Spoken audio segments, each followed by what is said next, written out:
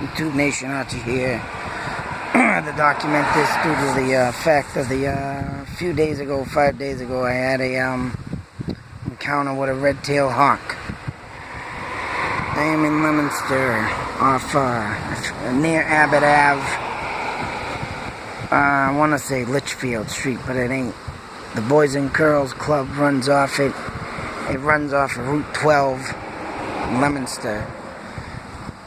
Like I say, near the Abbott Ave exit. McDonald's is at the bottom of the hill if anybody wants to check this out. But as you can see here, we got the trustees of reservations. And preserving the land here, Leominster is. As you see, we got a field over here, a meadow type thing, and a field over here type thing. And due to the fact that Indians used to run the land here of the Nipmucks, I'm about to wonder if there's something here more than just,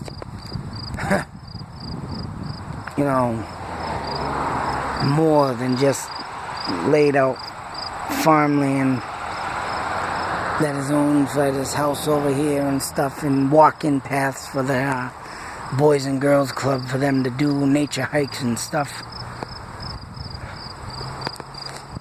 And it's just unbelievable over here in this area. These bales of hay right here, where one of them was right here, and that's where I seen the hawk.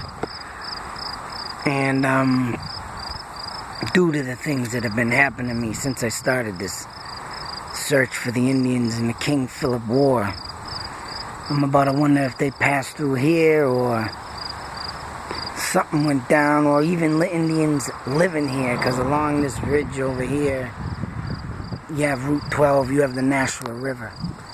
And it is known and said that Indians, when they would hunt animals, they would search the fields. And as you can see along the ridge here, we have a bunch of pine trees. And animals, when storms would come, being out in the field or not, would run through the pine trees to take cover due to bad weather.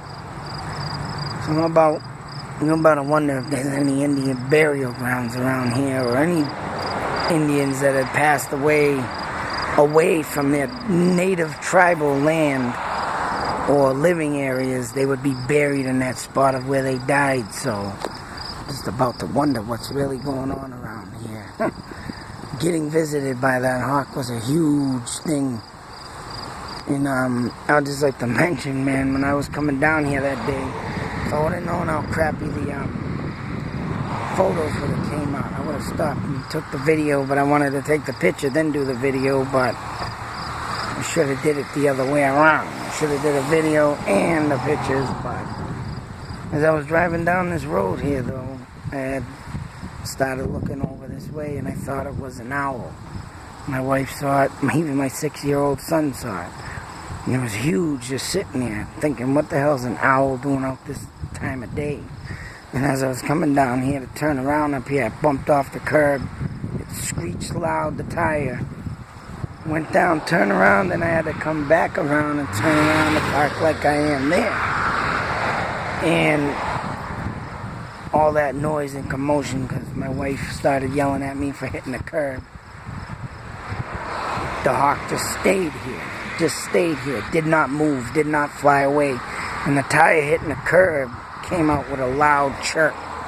Chirp, you know, when you hit the curb and stuff. So I was amazed that when I came back around, I was still sitting here.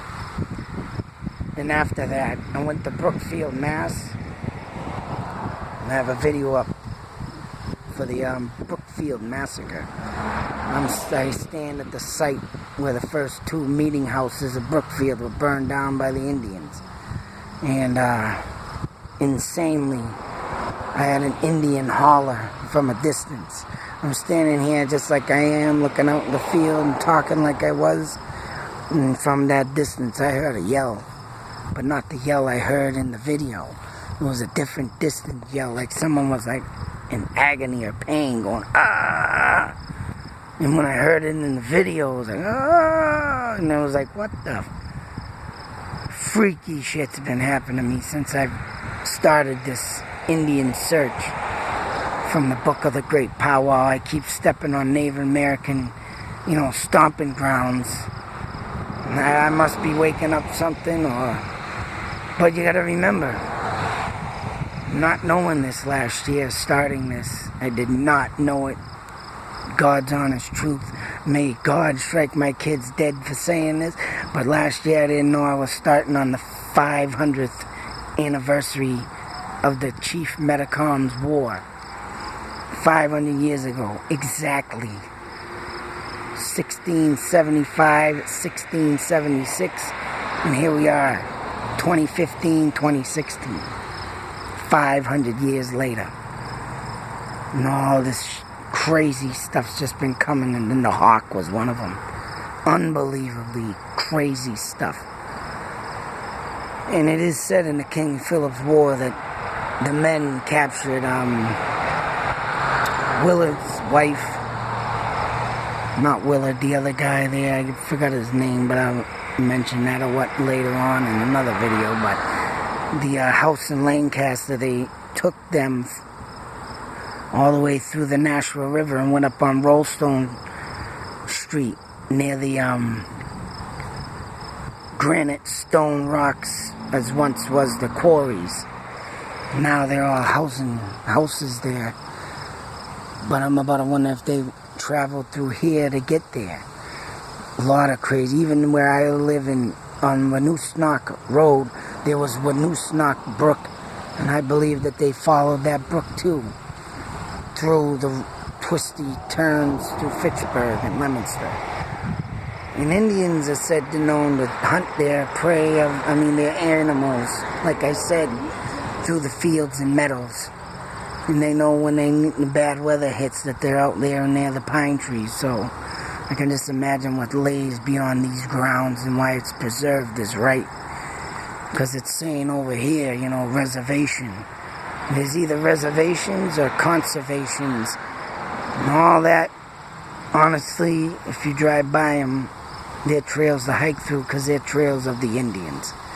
Say what you will. Them were land of the Indians. I think that's where they all lived, in their wigwams and so forth. But I just had to document this, like I said, due to the fact I had the Hawk here on a bale of hay right there. One of them was the bale, but